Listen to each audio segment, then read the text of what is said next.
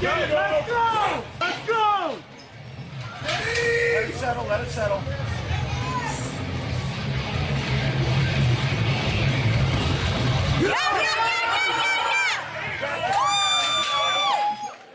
What's cracking, guys? Omar Yusuf here, back with another video. I have a special guest, Kevin Oak. What's going on? What's up?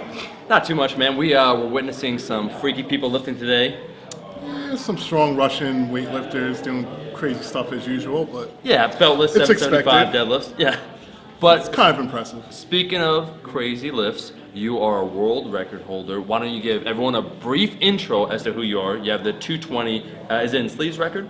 Yeah, sleeves, raw, total record. Yep. At 220, 2101 pounds. 2001 pounds, right? And then tell me about the squat, because we're gonna film right now a quick squat tip. I'm also gonna leave your channel in the description because you're uploading content.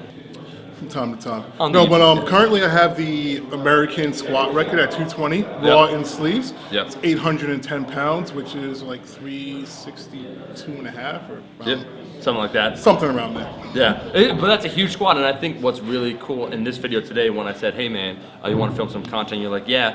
And I said, all right, let's do the squat because you have the squat record. And you're like, you know what? I want to talk a little bit actually about mobility. A lot of people get it twisted where they think, oh, like I'm going to talk about like leg drive, this or that. You said the first thing I want to talk about is mobility. Why? Because honestly, in this game, a lot of people think it's just about purely getting muscle, gaining strength, but it's really about having the least injuries and staying in the game as long as possible.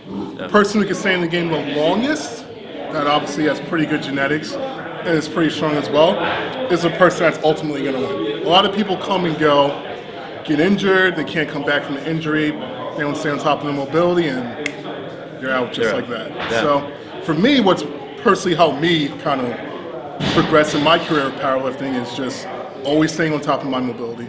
Nice, man. So let's hop right into the video. What's up, everyone? It's Kevin Oak. I'm here to give you my best squat tip. So you're probably expecting me to say something like, yeah, just lift really heavy. That's what you got to worry about.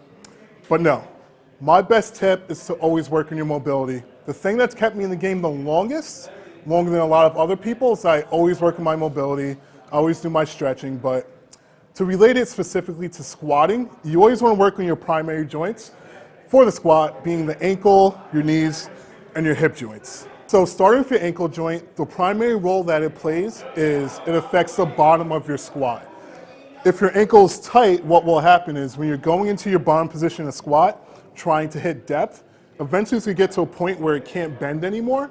Once it gets to that point, if you're not actually at depth yet, what will happen is to make up for that, you'll either start to lean forward to get lower or you'll start to lean back to get lower, which is obviously gonna mess up your bar path and it's just gonna put you in a very inefficient position. So you want to always work on your ankle mobility so that obviously isn't an issue.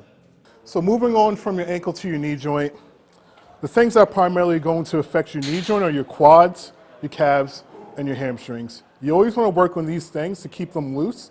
Once one of them gets tight, it tends to affect all of them. Once all of them are affected, it usually kills your knee. That's when you're going to start having issues with a lot of tendonitis issues on the top of your knee, or if it's with your calves, they'll tend to be on the bottom of your knee. So obviously all these joints are connected and aligned.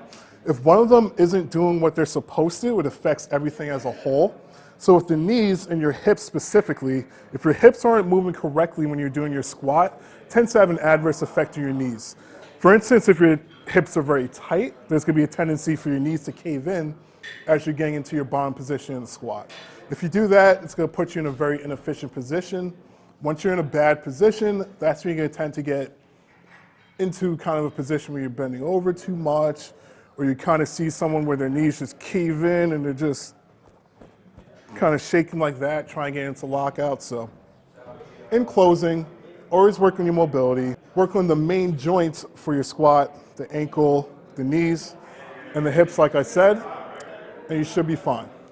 Well, guys, that is the video. Kevin, thanks for being on. My pleasure. Hey, man, where can people find you? On Instagram mostly, at Oak Strong. Yep. As well as YouTube, just type in Kevin Oak, that should pop up. Yep. Then we'll link both of those in the description. Also, stay tuned. We got a podcast, Mama's Boys, featuring Oak. We talk about a lot of things. Not really fitness, though. It's definitely not PG-13. It is not. It's not PG-13. If you like this video, if you found it useful, make sure to like the damn video, and I'll see all you guys, my rascals, in that next video. Peace.